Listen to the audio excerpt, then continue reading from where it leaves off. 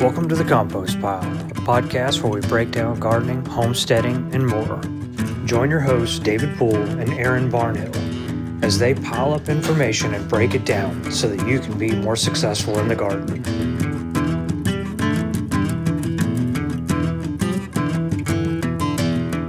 Hey guys, welcome back to the Compost Pile, your podcast for all things gardening and homesteading.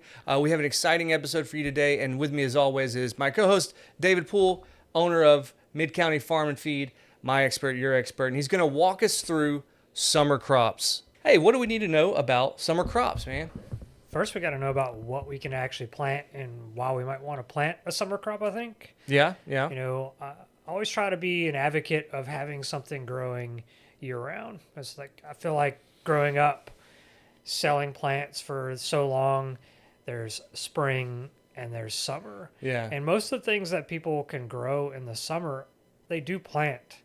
But I don't think that not enough people realize they're trying to grow all this stuff at one time, and they can separate out their space and use things that can take the heat and that will actually thrive more in the heat and grow them when other things are falling out.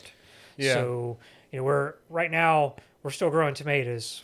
We're still growing a lot of things. Do you have any tomatoes on the vine right now, or you just? I just have flowers. But I got lots of tomatoes. Wow. We got a little soil test series going on the channel right now, where we've got like 8 different potting mixes, or different soils going. Yeah. And crazy enough, the most expensive one has blossom end rot, which we talked about in the last episode. Yeah. So I thought that was really wild. It had calcium supplement in it, and it still has blossom end rot, but that just goes to show you watering makes a huge difference. So so I've got a lot of tomatoes, but I got to start thinking about what am I going to do with my space as those begin to die down. Yeah, because it gets way too hot for tomatoes in the summer, right? Yeah, or too intense of sun, really. And the plants will still go for a while, but they're going to stop setting fruit. And then why waste our space continuing to take care of those plants? Well, I've had tomatoes stop making fruit, and then they kind of limp along for the summer, and they go on a run again in the fall. And you can do that. I've had that. Tomatoes, unlike peppers, it's sometimes very difficult to do that and keep them happy because they get real thirsty when we get into that really, really hot latter part of summer. So a lot of times it's easier just to start over with new plants. Mm-hmm. But couple things that come to mind that are very popular when we think about our location. We're in Zone 9. Yeah, we're in the Creole, like Cajun cuisine, like we're in the Mecca of Texas. We're in the armpit of Texas. Yeah. You got okra, and you got purple hull peas, which we're not going to talk specifically just about purple hulls, but cowpeas or southern peas as we know them.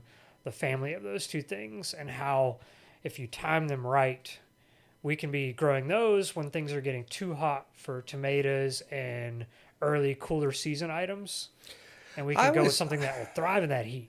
That makes sense, because I've always associated purple hull peas with winter, but it's because I guess because you plant them and they grow over the summer, and then when you harvest them, it's like them away, it's like fall and canning them. Yeah, but they're always sort of available in stores when when you go to the grocery store and there's always like a horizontal cooler that looks like it's from 1960s, and there's a bunch of bags of purple hull peas in it. Yep. Yeah, that's where I see those. And I see it around November. So I've always associated it with that. No, it's a heat-loving crop, so they're one of the few things that are going to handle those crazy hot temperatures in the summer. And I like to wait till now or slightly later to start some of these items because I know that they'll flower and they'll produce in the heat. So you mean like putting the seed in the ground and germinating now? Yep. Okay. Not a seedling. You could even wait till the end of April. Some people don't seed okra or peas until till we get into May. Yeah. Okay. Okay. Because if we're really just moving out of the cool time, Easter, it got really, really cool again. It did, yeah. And those two crops specifically, if you had planted them already and they germinated, or if they didn't, they kind of just sit there. And that's what happened to a coworker of mine planting some okra. And I told her, I was like, and she told me this about a month ago, I was like, I think you planted that way too early. And she's told me already, she's like, they just kind of grew up like this and they just stopped. Yeah, so it's because you planted too early. And they'll probably be fine, but once it starts heating up, they'll start taking off again. And it's a way to utilize your space where you're not making that mistake that a lot of people do that have already planted okra, a month ago, 2 or 3 weeks ago. You can wait. You got time. You don't have to be pressured. A lot of people are pressured in because they garden in spring. And I think a lot of that is because people are influenced by the inventory at big box stores. True. It is very true. You know what I mean? So there's like almost there's like a seedling season when they come out with all this inventory, and it's always around spring, and they'll have all of these transplant ready little plants in the spring, and some of them aren't even spring plants. Some of them are summer plants. Some of them are fall plants even. But it's like there's something about Lowe's and Home Depot and all that just go, nope, people want to buy plants in spring, so we'll have everything. The nursery world in general is in that way because it's kind of like we've talked a little bit in some of my classes about strawberries. Mm-hmm. Strawberries are best planted in fall, but you only really find the plants in the spring. Because that's when the growers know, like, that's when people are out buying. If you look at strawberry farms, like by the time yours are like decent size, like they're harvesting. Right. So, the ones that I overwintered are incredibly better. So you are right. Like what people plant, how they correlate time wise is often based upon availability. Right. So, and two, it's about training yourself and knowing, because even if you know that like seeds are only available from your local source, like in this window, plan ahead. Buy your seeds. Buy your seeds early. I always tell people to buy, like, if you see something you want for this season, buy it now, because there's no guarantee it's going to be here when you come back. Like, I'm going to tell you something. They found seeds in caves and tombs, and they grow just fine. There's a bean called the 1500-year bean because they found it in a cave, planted just fine. Storage conditions are perfect. You know? Absolutely. So those things are going to thrive. So if you haven't already planted them, you can still wait. You don't have to be in a rush. Yeah. Last year was the first time I ever planted okra. I don't really like okra, okay? And a lot of the things that I plant are based on what I want to eat. You know what I mean? Some things are for fun. Some things are utilitarian. But I don't even like okra. But my fiance does. She loves okra. She loves fried okra. So I was like, all right, I'll grow some okra. I dedicated an entire raised bed to the okra. And I planted it actually early June. I planted it. That thing took off. Okra is a very fast-growing plant. Yeah, it does. When the conditions are right. It makes really beautiful flowers, too. And I had to look it all up because I was like, I didn't know I planted hibiscus. I thought I planted okra. But it's in the mallow family. So it's not a big bloom, but it's small. But it's smaller than hibiscus, but it's still got the nice petal complexity and gradient colors. It will draw, just like a hibiscus, it will draw pollinators and beneficial insects. So it's really, really nice to even from an ornamental standpoint. It is nice, and they can kind of grow close together. Like it almost looked like a bunch of bamboo growing there because I planted it dense, and it did not mind. And the other thing too is I've noticed that I'm going to kind of put a little bit of this advice like with the cucumbers. Remember how I said I like to pick cucumbers early and often? The same thing with okra. And I find that you really need to set some time aside. If you're the person who just checks out your plants once a week, okra's not going to be for you. No, because you've got to pick the okra every day. It's going to get woody and hard very fast. It's like I was using emerald okra. Uh-huh. I was growing emerald okra. I knew it grew really well in southern Louisiana. We were the same thing. And man, I'm telling you, it was like the 4-inch okra, perfect. Yep. 6-inch okra, inedible. And that particular variety is like a 4 to 6 inch pod. Mm-hmm. But I feel like the sweet spot on a lot of okras is like 2 to 4 inches. Yeah. And that happens very, very rapidly. So it happens so quickly. Like you have to check it twice a day. And if you pick consistently, it will produce more longer. So over that period of time of the growing season, or if you just pick a bunch all at once and they're not that great, if you constantly are picking a little or daily or every couple days as they're coming on and they're the perfect size, then it will produce longer into the season. Yeah, and if you don't and you just leave those pods on and they get long and woody, it's going to stop doing that because the plant's like, I'm being successful. a lot of my seeds are going to make it to the ground, right? I'm being really good. I'm growing these pods, but every time you pick it, it's almost like an animal comes by and eats a pod off, and the plant has to replace it. So it gets those signals, and it will be more prolific. So yeah, it's really interesting how they work. You know, one of the it's all, I feel like okra's a pretty, outside of like picking it at the right time, like knowing that you have to be super vigilant, like it's a pretty beginner friendly crop. It is, yeah. It doesn't require a lot of inputs, and if you take any of the advice that we've given in any of these podcast episodes, if you're taking care of your soil, you're not going to have to take the traditional approach of like supplying quick release nitrogen to it like farming does a lot of times. It actually doesn't need a whole lot of nitrogen. Well, I thought it did. I've always heard that okra is really heavy nitrogen feeders because it's primarily a green growing crop, but it grows so fast, like you don't need to keep supplying it after your plant reaches height. Okay, you really don't need to. Feeding nitrogen is not going to produce more okra. Right, it produces more stalk. Right, right. And if you overfeed nitrogen, then you might get a lot of green growth and not a lot of production, or not a lot of flowering growth. That's common with a lot of plants. But like when you're taking a natural or organic approach, which is the way that we teach and the way that we strive to learn more, like taking care of the soil, I don't have to use heavy nitrogen feed in the times I planted it. It's done incredibly well with next to no inputs other than just my normal feeding regimen. And I'm not saying that works for everybody, because everybody's soil is not equal. It's not the same. But I think if you're being very soil focused, you can grow it without a lot of nitrogen input. And it's also just a really fun plant to watch grow, especially if you're a beginner. You get those sort of you don't get a delayed gratification. It's pretty instant. You plant it, and if the time's right in the year, it's just going to take off. And every day you're going to see new growth. Yeah, and it's exciting when the blooms start happening. They're very pretty, and then when you start getting the fruit, it gives you something to do. You got to pick it all the time. It is a really engaging. It's a good learning plant. It's just not so great to eat, in my opinion. I'm just saying, it's not so great to eat. I like fried okra. And I will do a little side tangent here. This is what I'm supposed to do, is these side tangents. But I saw a post in one of these food groups the other day that was like, what doesn't belong in gumbo? And at least 15 people said that okra doesn't belong in gumbo. And I hate okra, but if you say that okra doesn't belong in gumbo, you're just dumb. Do you know what the French word for okra is? Gumbo. No. Like gumbo means okra. It literally means okra. So it's just, I don't know, it's just a little hot take for me.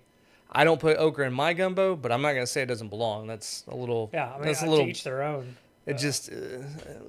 anyway, rant over. We could continue. If you are going to plant okra, I think you need to make sure you do your homework on your varieties, because you can put yourself into a little bit of trouble if you don't pay attention. There's a lot of varieties, too. Yeah. So the number one asked for variety of okra for as long as I've been in the gardening world in this area is what's known as longhorn okra. Okay, yeah, Longhorn okra is like, to me, it's like the myth of the okra world. It's like the high status, huh? It's what certain cultures really want, but there is no commercially grown seed for it. So it's a generational. So it's an heirloom, you mean? Yeah. Yeah, and like 2000, and there's like dwarf varieties and there's regular varieties. So in 2000, early 2000s when I started doing this, we used to buy probably about like anywhere from 60 to 90 pounds of longhorn okra seed. We used to buy like a feed sack or two full of it, and we would go through it. But people were planting row gardens still more than right. So a lot bigger scale planting was happening. Now we're lucky to get like 2 to 5 pounds a year, and so it's like this commodity, but it's a very flavorful okra, and like it's one of the only long pod varieties that is easy to pick without getting super woody. Yeah. But if you don't have the dwarf species, and even if you have the dwarf species, it gets very tall. Like, sure. Some of the regular varieties are 10 foot tall. So you're tying something to it to pull it down to harvest. And the commercially like similar varieties, cowhorn, it grows like a curved long pod. And that's the same way. It'll get 10 foot tall. So if you don't pay attention to what you're doing, you might plant a variety that gets really, really tall. Yeah. And I'm kind of lucky. I planted that emerald variety last year, and it got about 7 feet tall.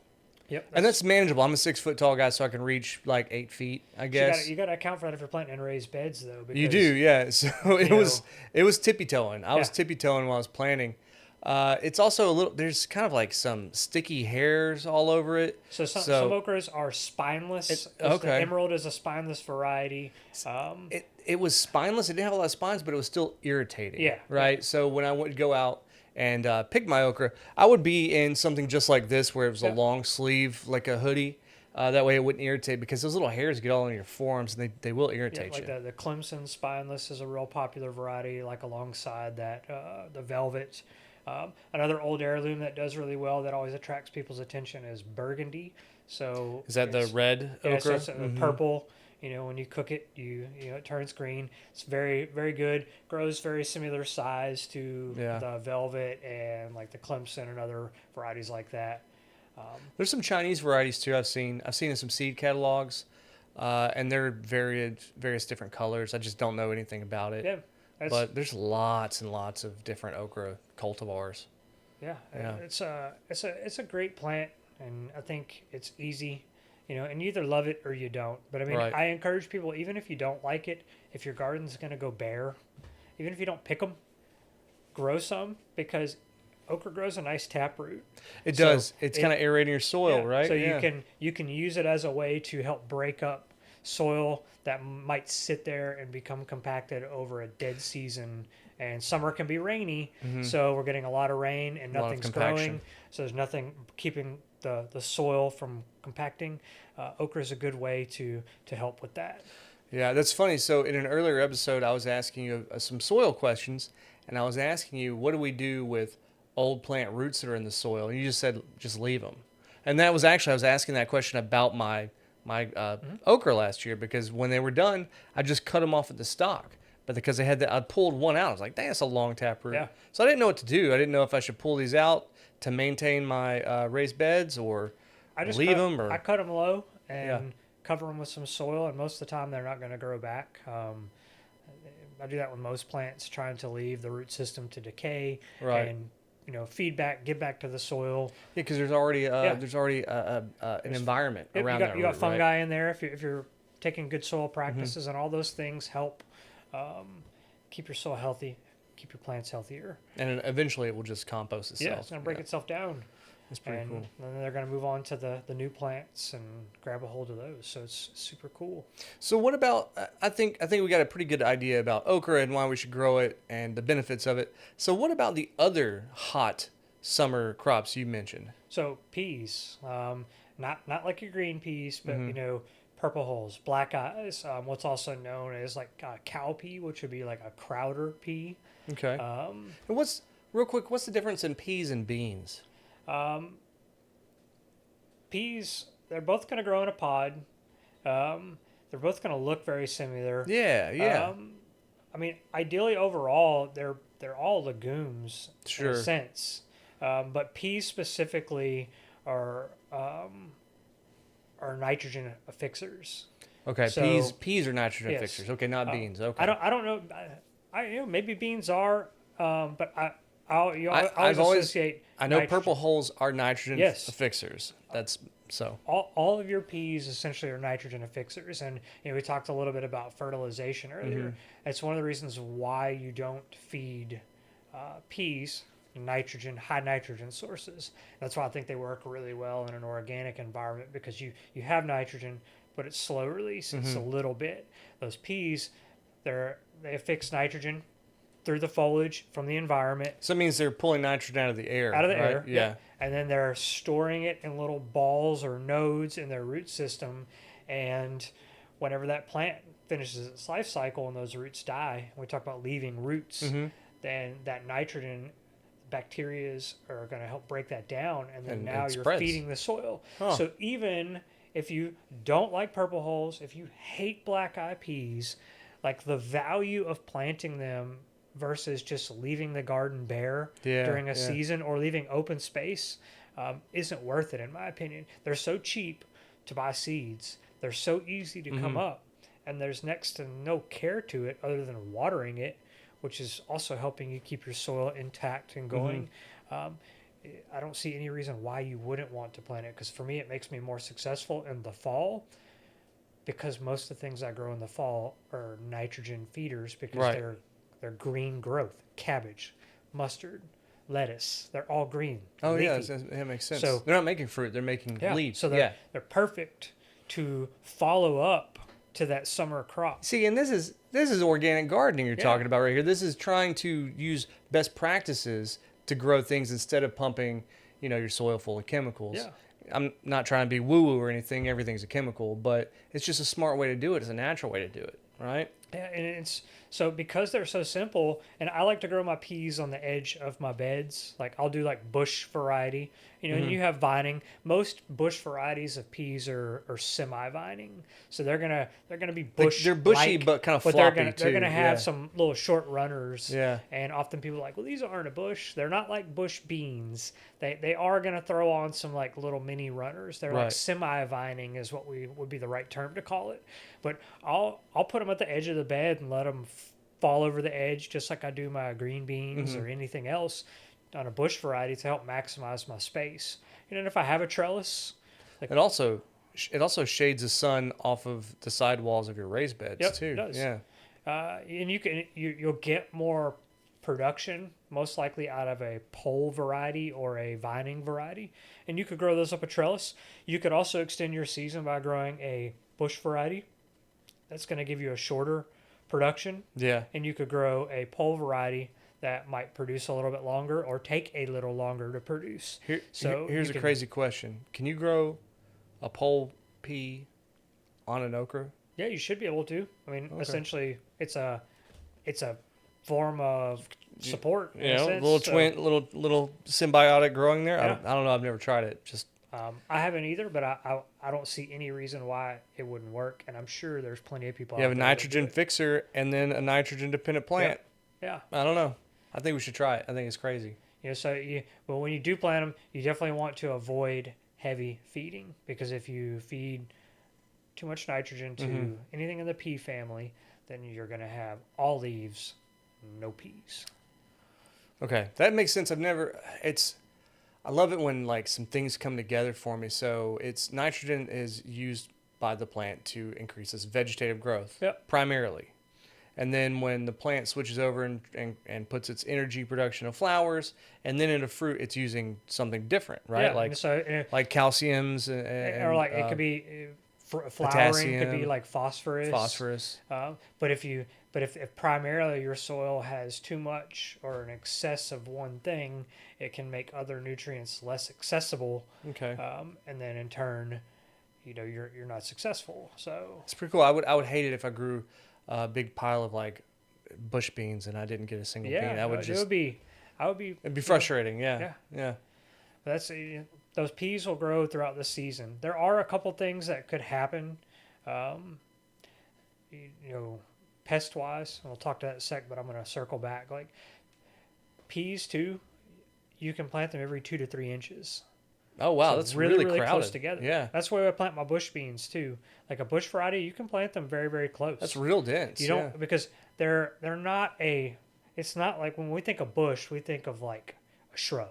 Yeah, I think of a shrub. You yeah. think of a main sort of a almost like a little tree, Yeah. and then it's got all the branches off of it. If you've ever grown green beans or peas, you know that they don't grow like very supportive, like erect shrubs. They grow like small bush size vegetation, but it's not going to grow straight up or like uniformly. It's going to kind of just be. It's not going to be like a all over the Japanese place. boxwood. Yeah, so a lot of times mine it'll just kind of be this little wall along, and I can pick up the foliage on one plant looking underneath, and I might be lifting up 2 or 3 plants, and they work really well together. They don't overcompete each other, and I can get a lot more out of a small space. There are varieties if you plant them tight. there's a hybridized variety. There's a whole series of southern peas called top pick, and it's basically most of the peas grow on the top of the bush. So you don't have to pick it up, and it's and then sounds like it'd be a lot easier for old timers. You can use, right? You can get purple hulls that way. You can get Crowders, and you can also get cream peas. They're pretty cool. I just planted some out in. I think I did them at home. I can't remember where I planted them anymore, to be honest. Hopefully, I'll know when they come up. But I planted zipper cream peas. They're a Crowder type pea, cream pea. Does that just mean that you can plant them close together? Well, when you shell them, they're almost like a zipper, so they're really easy to shell. So very, very popular variety, very, very good tasting. They have a lower germination rate than a lot of others, just like typically, like no matter what year, but they're a great pea. Pea shelling can be a chore. You know? Not everybody's got a pea sheller at home. I know. Oh, there's a machine for. Yeah, you can get like a machine to do it, But if you're growing a lot, it's worth it. But if you're not, like, I find it pretty relaxing just to, I can sit down and. I can do a little while, and then like I'll put them up in the fridge, and then tomorrow I'll do a little more because I got a window of opportunity to shell them before they dry completely out. And how do you want to pick those peas? You want to pick them when the pod's kind of like limber still, right, and young. And a lot of times, like on the purple hulls, if I remember how we picked them, they'll turn. The pods will begin to turn purple. Okay, that's why it's called purple hull, like the hull of a ship, right? And so you'll start to turn purple. But the peas inside are still green. Yeah. And then we'll pick them, and you'll be able to see on a pea. You'll be able to see the almost like the little nodules. That the peas are formed. When it's real flat or thin. There's not a lot in there. They'll be real tiny. And if you take it too early, and sometimes you get pods that look like they're mature and the color has changed, and they're just small. And that's just like anything else. That means maybe it's overproducing, and you got some that there just wasn't enough energy for, which is not a big deal. But both these things, because you're consistently picking them, I find like preservation, freezing, that seems to be the number one. You could can them. You could pickle okra. You can can your peas. But if you're growing in a small garden, I find that like picking them, shelling them, and I just have like I've got I'll flash freeze them, and then I'll put them in my bag, and I'll freeze them, and I'll eventually once they're kind of frozen and I'm done picking, I might vacuum seal them. Sure. I mean, just kind of everybody's got their own method. I don't get too crazy. But I will tell you something about picking and kind of keeping the okra too.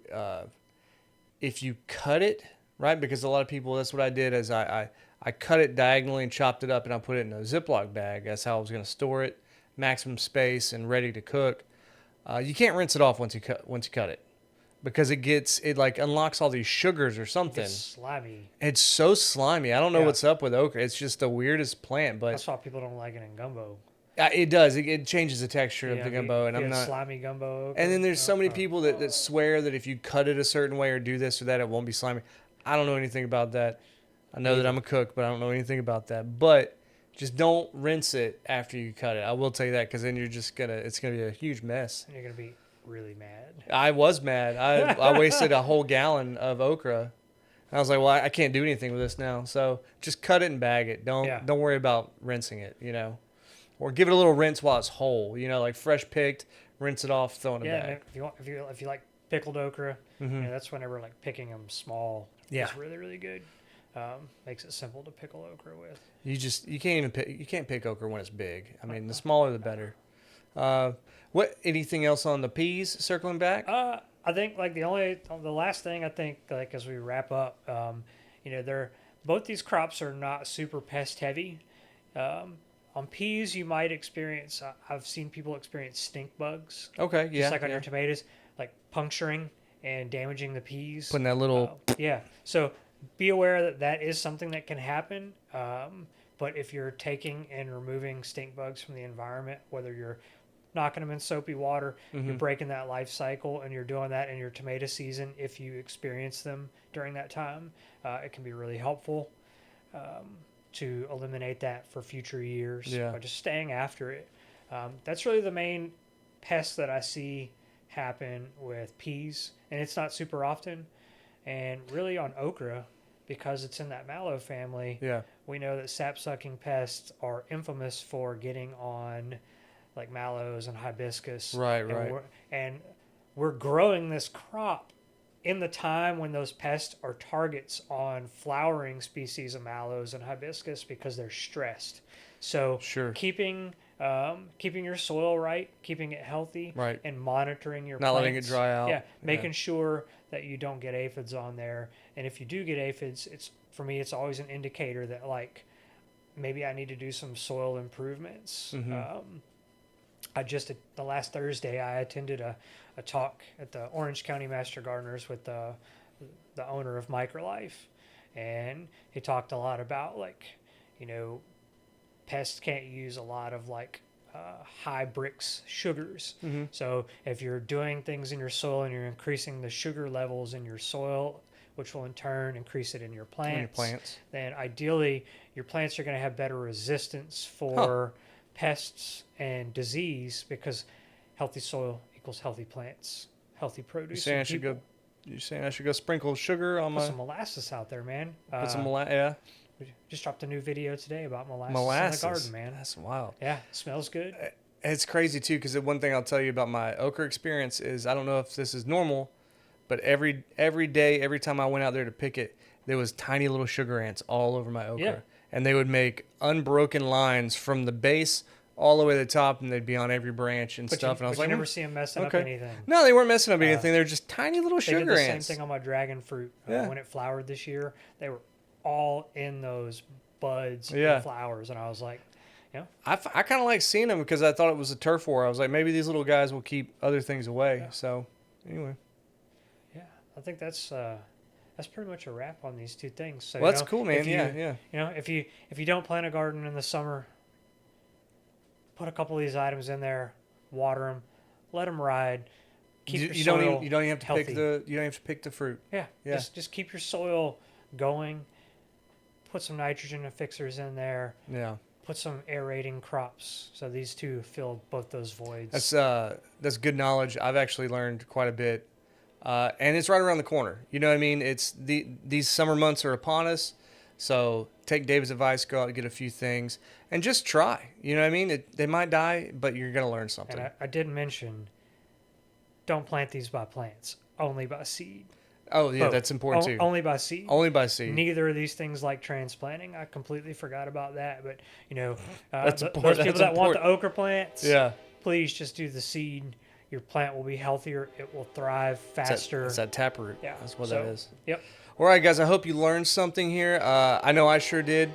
And we'll see you back next time, just in time for that train. All right, see you guys.